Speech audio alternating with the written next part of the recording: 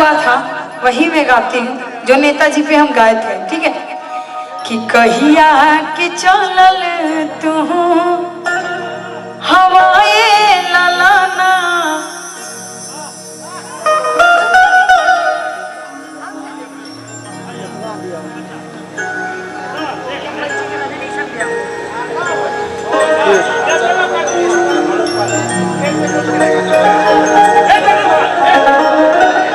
साथ में ही तो दोनों बैठे हैं और मनोज भैया ललन चाचा दोनों बैठे हुए हैं और हम माफी चाहते हैं गार्जियन को, बोले हैं लोग गाली गाने के लिए, लेकिन कोई बात नहीं, हमारे यहाँ ये शुभ होता है। भाई कि कहिया के चलल तू हवाए लाला ना भेड़वा, हम माफी चाहते हैं भाई। अतहरा घरवा में अतहरा घरवा में चोरावा समाइले आए सिया राम के बन, अतहरा घरवा में चोरावा समाइले आए सिया राम के भजो। कहिया के चलल हवाए लाला ना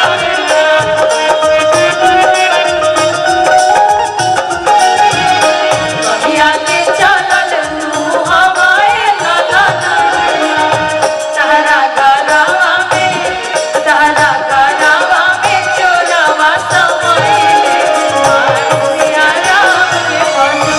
तहरा गरवा में चोरावा समाइले सिया राम के भजो। थोड़ा सा धीरे रखिएगा, भैया कुछ कहना चाहते हैं, आप ही परिचय करा दीजिए ना।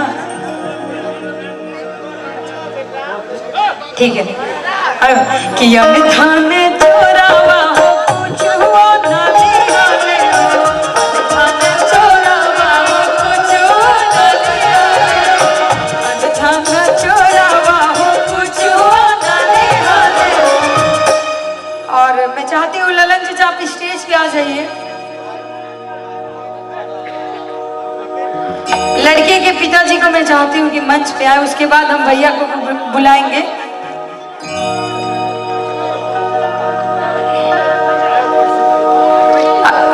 ऋषु किया निधाना चोरावा हो कुछ हो ना लियाले हो, निधान चोरावा हो कुछ हो ना लियाले हो, निधान चोरावा हो कुछ हो ना लियाले हो। और चाची जी कहाँ है? इनका मौकी के बनाले मोटरिया आए सिया राम के भजो, इनका मौकी के बनाले मोटरिया आए सिया राम के भजो।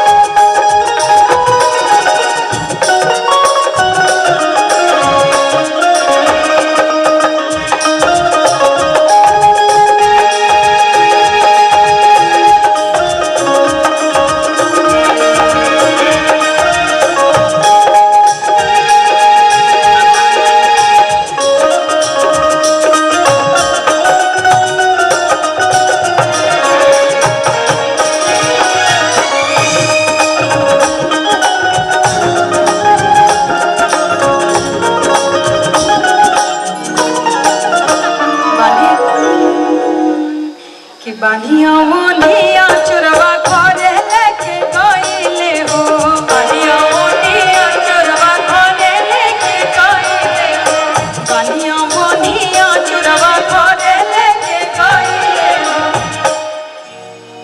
इनका दीदी आके इनका दीदी आके बनाले मोटरिया आए सिया राम के भजो, इनका बहिन के बनाले मोटरिया आए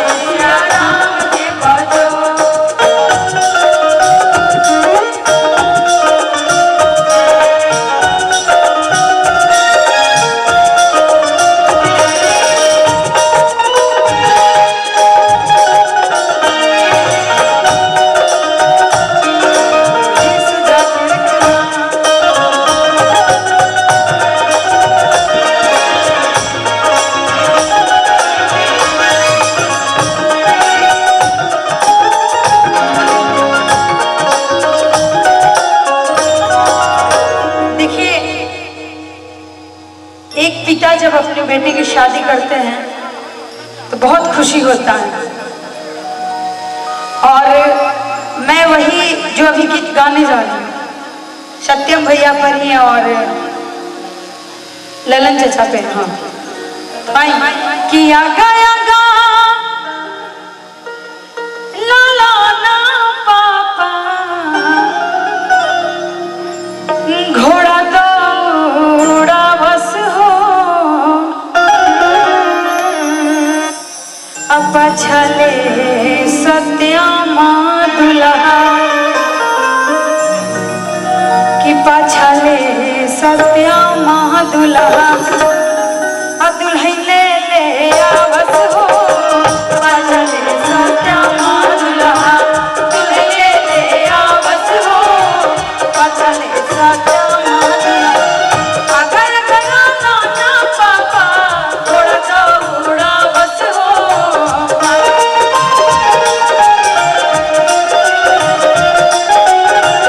अगर गया नाना पापा थोड़ा दौड़ा बस हो पाछले सत्यामा दुल्हा पाछले सत्यामा दुल्हा दुल्हन ले आवस हो पाछले सत्यामा दुल्हा दुल्हन ले आवस हो पाछले सत्यामा दुल्हा।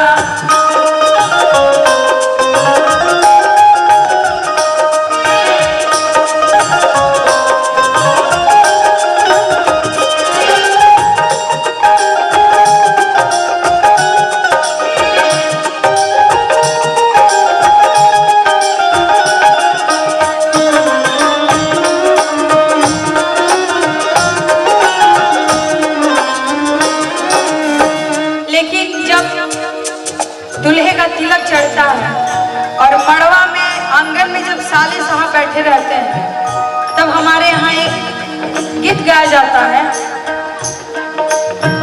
कहिला करार सिकड़ी झुरवो ना लइलो कहिला करार सिकड़ी झुरवो ना लइलो कहिला करार सिकड़ी झुरवो ना लइलो धनी धनी भैया के सरम भैया के सरम धनी धनी भैया के सरम नमवा हंसवला हो धनी धनी भैया के सरम नमवा हंसवला हो धनी धनी भैया के सरम।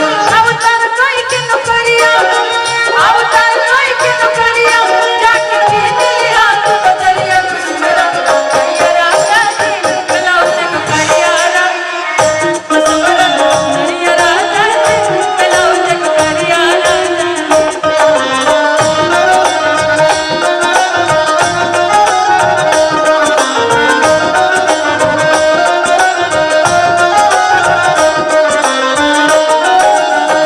केकरा से बर्तन मंगला केकरा से गहना हो केकरा से बर्तन मंगला केकरा से गहना हो केकरा से बर्तन मंगला केकरा से गहना हो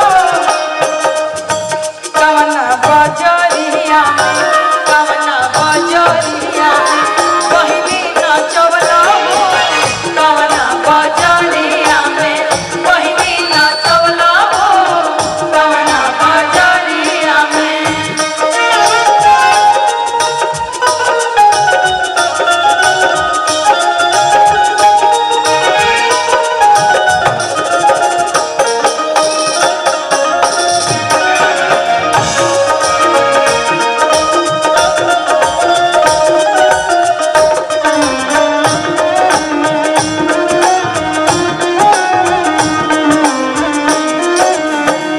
उसके बाद अचानक से बंद क्यों हो जा रहा है। और एक लास्ट में रस्म होता है जब तिलक चढ़ जाता है हाथ में चावल लेके अक्षत मारते हैं।